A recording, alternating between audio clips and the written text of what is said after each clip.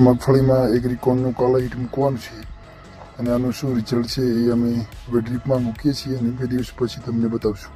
દવા બનાવવાનું ચાલુ કરી નાખ્યું છે અને આવી રીતે અલગ અલગ બધા પ્રકારની દવાઓ અંદર આવે છે અને આના 2 ભાગ કરવાના હોય છે. એક આજ છોડાવવાનું હોય છે અને એક 3 દિવસ પછી મૂકવાનું હોય છે.